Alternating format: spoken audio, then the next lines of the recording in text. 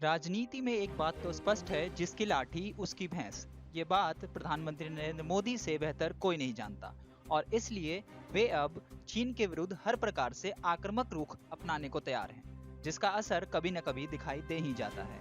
नमस्कार, स्वागत है आपका टीएफआई पर। मैं अंकित कुंवर आपको बताऊंगा कि कैसे पीएम मोदी के एक निर्णय से चीन न केवल बिलबिला रहा है, अपितु उसे खुलकर व्यक्त भी नहीं कर पा रहा है। तो अविलंब आरंभ करते हैं।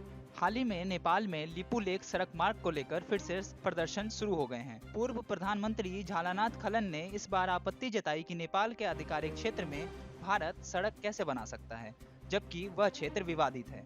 परंतु आखिरकार ऐसा क्या हुआ कि नेपाल के पूर्व प्रधानमंत्री को ऐसे बयान देने पर विवश होना पड़ा? असल में 30 दिसंबर को उत्तराखंड में एक रैली के दौरान प्रधानमंत्री नरेंद्र मोदी ने स्पष्ट किया कि सीमा से सटे लिपुलेख क्षेत्र में सड़क निर्माण कार्य जारी है और शीघ्र ही वह पूर्ण होगा। स्मरण हो कि काला पानी, लिपुयानधुरा एवं लिपुलेख वह क्षेत्र है जहां पर पूर्ववर्ती नेपाली सरकार ने कथित रूप से भारतीय निर्माण पर आपत्ति जताई थी और इस क्षेत्र पर अपना अधिकार भी जताया था। इसके पीछे भारत और नेपाल के संबंधों में खटास तक पड़ गई थी और ऐसा प्रतीत हुआ कि यह संबंध फिर से पहले जैसे नहीं रहेंगे।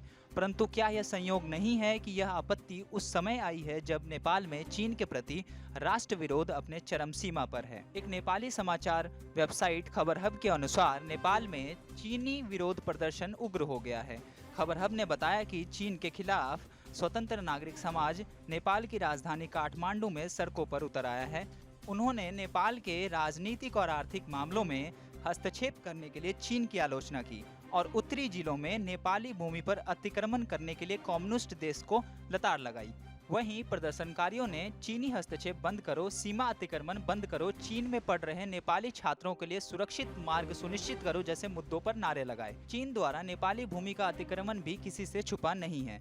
टीएफआई पोस्ट के एक लेख के अनुसार कथित तौर पर रासुआगढ़ी और तातोपानी सीमाओं को चीन द्वारा अवरुद्ध कर दिया गया है और माल के पारगमन की अनुमति नहीं दी जा रही है। चीन ने स्वयं नेपाल में अपनी बेल्ट एवं रोड महत्वाकांक्षाओं के लिए रासुआगढ़ी केरुंग सीमा को प्रमुख मार्ग घोषित किया था। वहीं नेपाल के पूर्व प्रधानमंत्री केपी शर्मा ओली ने भी चीन के कम्युनिस्ट नेतृत्व को खुश करने की कोशिश की थी और अपने उत्तरी पड़ोसी देश के साथ नेपाल की सीमाओं को खोलने के लिए विशेष उपाय भी किए थे।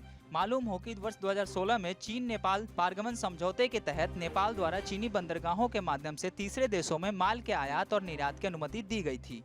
अब ऐसे में चीन नेपाल संबंध का पुनः विकसित होना कठिन प्रतीत हो रहा है, क्योंकि नेपाल ने शेर बहादुर देउबा के शासनकाल में चीन के खिलाफ एक बुलंद आवाज उठाई है। इसी बीच पीएम मोदी ने भी बदलते परिस्थितियों का लाभ उठाते हुए अपने आक्रामक शैली में लिपुलेख क्षेत्र में लंबित परियोजनाओं को पूरा करने का संकल्प लिया है, जो निसंदेह चीन को प्रिय नहीं लगेगा और इसलिए वो अपने नेपाली प्रशंसकों के जरिए अपनी कुंठा को व्यक्त करने में जुटा हुआ है, क्योंकि अब खुले में भारत के विरुद्ध कुंठा जताना भी उसके बस की बात नहीं है।